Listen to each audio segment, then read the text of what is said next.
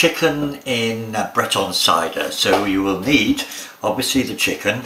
That's 200 grams in total. This is for 2 people, so it's a breast each, so 100 grams for each breast. Then of course we've got the cider, which is 2/3 of a cup of cider, 1/4 of a cup of cream, and an onion, 2 ounces of butter, an apple. We need an apple for that, cooking apple, and a pinch of nutmeg we'll need, and salt and pepper to taste. To accompany the dish, I'm just using new potatoes, some carrots, organically grown carrots, and broccoli. And okay, first of all, just peel the apple, cut it into small cubes. Yes, I do know these aren't cubes. If you're any mathematicians among you, please don't write in. These are not cubes, yes, but small pieces will do. Okay, so once you've chopped them into small pieces, then we can work on the next stage.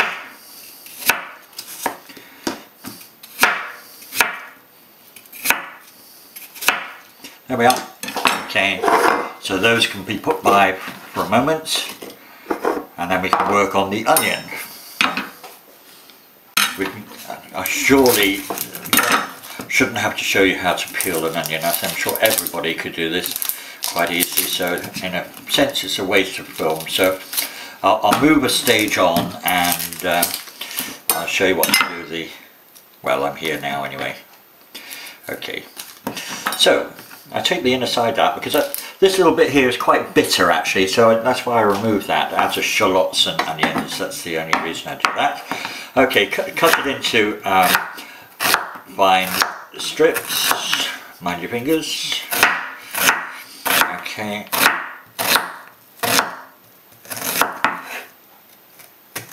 Great. Okay.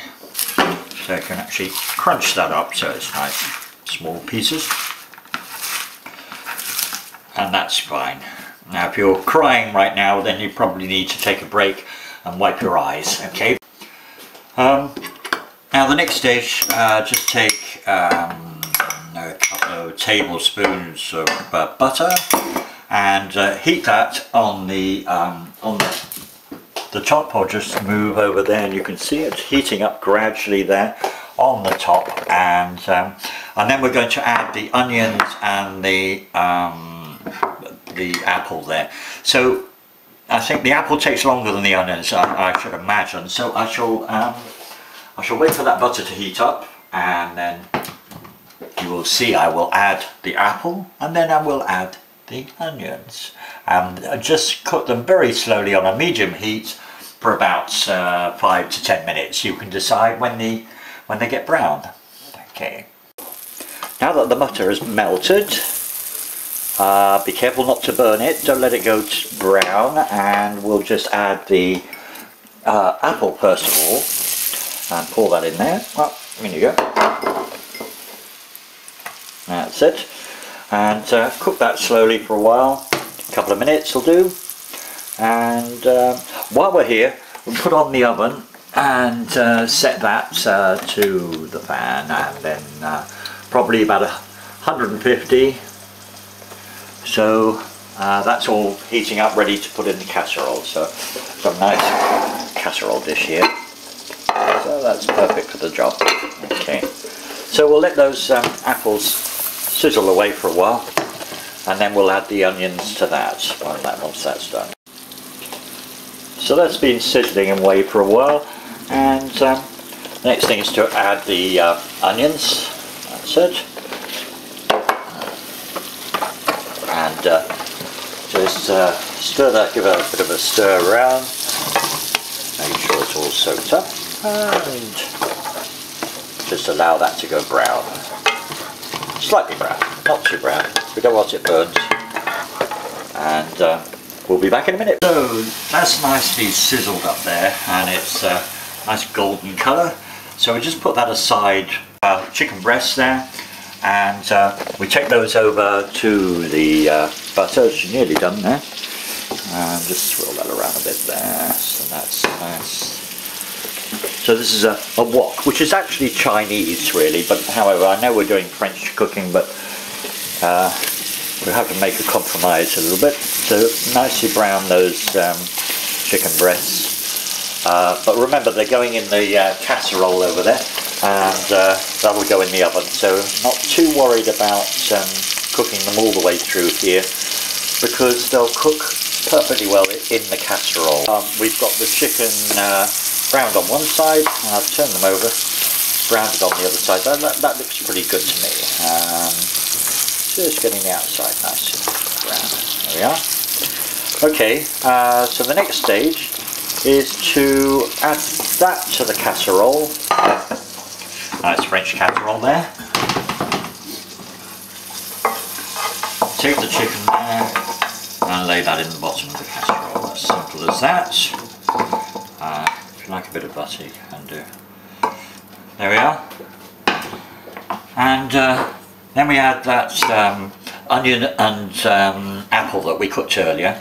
So just put that over the top of the chicken, as so. Okay. Spread that nicely there. And of course, we have that lovely rich cider there. So we pour that over the top of there. Of course, don't forget to add the salt, pinch of salt probably, and of course pinch of nutmeg. That okay, so probably do a little bit more nutmeg there, yes, and pepper. Good, and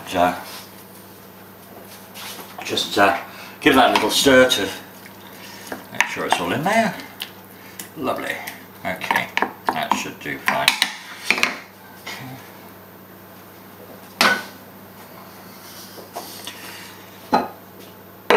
And then that goes into the oven.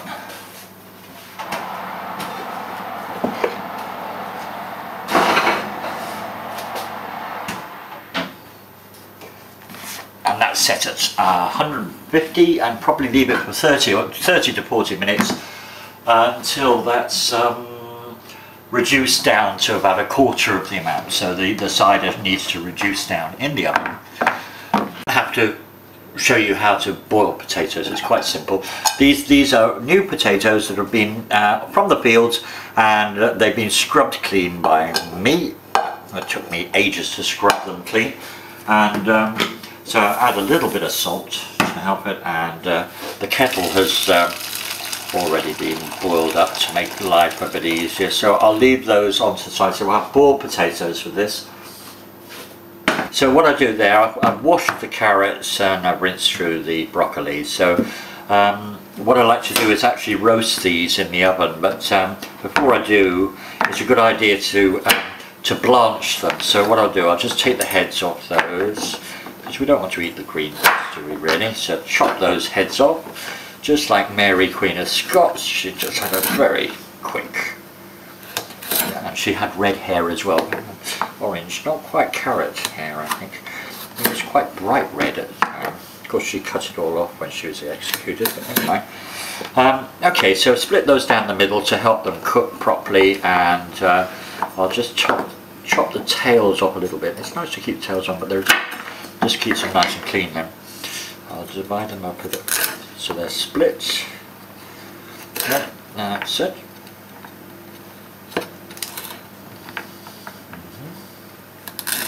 Okay, so they're all divided up. So they will be blanched. So I need to actually get a pan here and stick those in the pan there. And stalks are a bit tough. Some people like to say that you shouldn't waste the stalks. Well, I'll think about that. Personally, I find them a bit tough and they're difficult to cook. But they're apparently full of flavour, but so they say. Okay, so I might try that sometime. Just take these old leaves off here, and they're not old leaves; they're quite new leaves actually. But I don't know whether they'll be flavourful, and probably were. But however, I don't really want them in what I'm doing right now. So I'll divide that and divide it again, and there we are. Quarter these broccoli flowers. There we are. So now they will be blanched for a fairly short time because it's just to actually soften them up, and then when I roast them in the oven, they'll be nice and succulent. So there they are. Here we are. So we go and get that kettle again.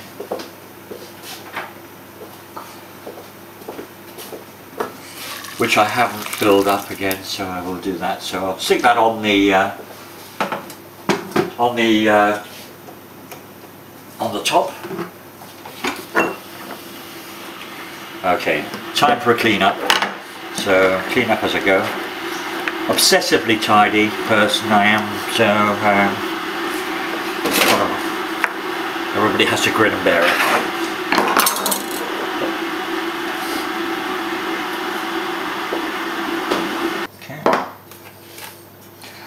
And boiled kettle.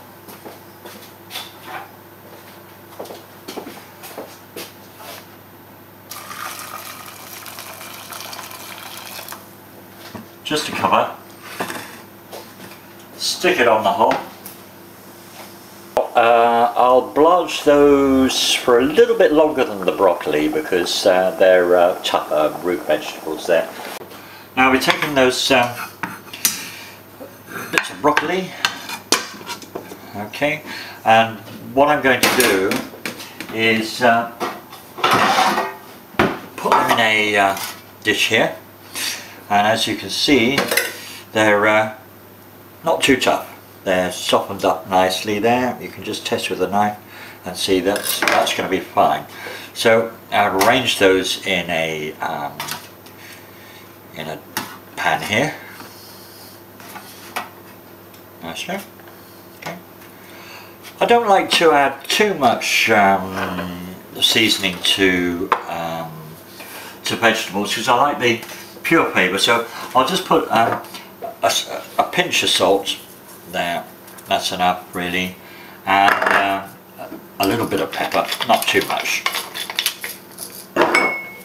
No herbs because the flavour of the broccoli will come through on its own. And I'll add some cooking oil here, and I like to use olive oil for vegetables here, just a sprinkle of olive oil on there, and they can go straight in the oven while I deal with the carrots. So I'll pop those into the oven to join the casserole there, so they'll be cooking away. Now those carrots I should think are done by now. Yeah, they're quite soft, so I'll put them in the colander to drain them off over here. Just wrap them in a bit of foil, and there's that oil. Let's put some oil. There's a sprinkling of oil on there. They're nicely drained off. And I can just arrange those on there. They're very, very hot. Burn my fingers. Ouch. Okay, there we go. So that's that. I think I've probably just about got enough there. Yeah, okay, so before I do, just a pinch of salt. Yeah. Slight seasoning of pepper. And that's it. A bit more olive oil. I could do them in butter, but I quite like olive oil, it's quite healthy. Wrap those in a parcel, as they are. Quite simple, just that. Just to stop them burning. Seal that up. And they can go in the oven to join the rest of the ingredients there.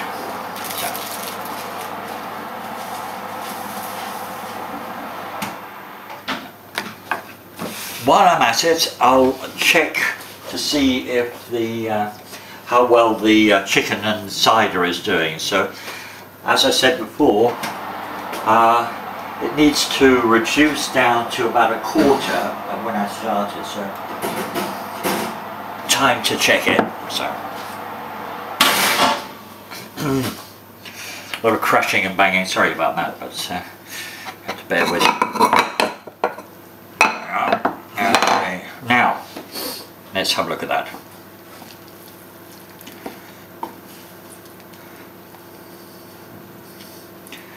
Yeah, just turn that chicken over and cover it with the yes, the apple is disintegrating down, so that's good. So there'll be a nice sauce at the end. Okay, it still needs a bit longer to reduce down a bit further, so that's timing is just about right, so the vegetables will be roasting nicely there. So I'll stick that back in and give it another 15 minutes, I should think. Have a look again. Now, what you can do, if you find it's not evaporating, obviously with a casserole it's not going to evaporate too quickly. So I'll just have a look at this. It needs to go down a little bit more. What you can actually do is put it on the stove top. Oops, not really hygienic. Put it on the hob as it is, and with the lid off, and then keep the lid off, and that will help evaporate the juices a bit further. So the next stage now, I mean that's evaporated enough now, so we take that off the hob and remove the chicken from the casserole. So there's the chicken there bubbling away, and I'll try and find my there we are, that'll do. So take that out, that's nicely cooked. I'll just wrap it up in this and put it in the oven so it stays nice and hot. Just wrap that. So just pop that in the oven. Oops. There we go. Okay. And then I can concentrate on the sauce now. What I can do with the sauce is just actually mush it up a little bit so it's nice and smooth. Doesn't matter about the bits of apple, not to me, or the bits of onion. That's fine with me. Adds a bit of texture. Hope you can see that. There we go. Okay.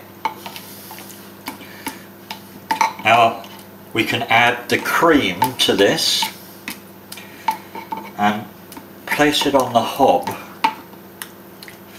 That should be fine.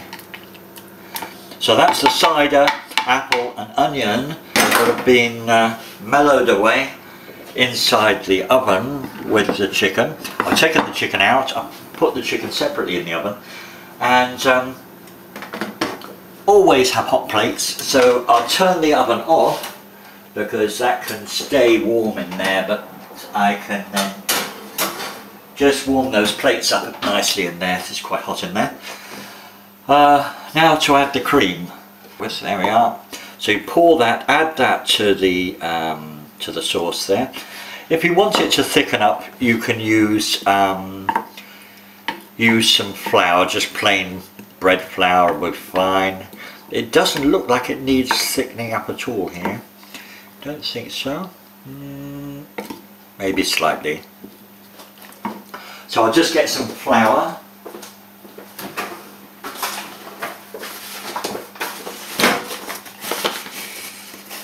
Just a sprinkling of flour on there will help thicken that. Just stir it in, make sure there's no lumps. And that is already looking really delicious. If you like the flavour of nutmeg, you can add a little bit there. I don't like too much, so I'll put a slight pinch there, and you can add that to that now. There we are. Right, good. And obviously important to have a taste and see how that is.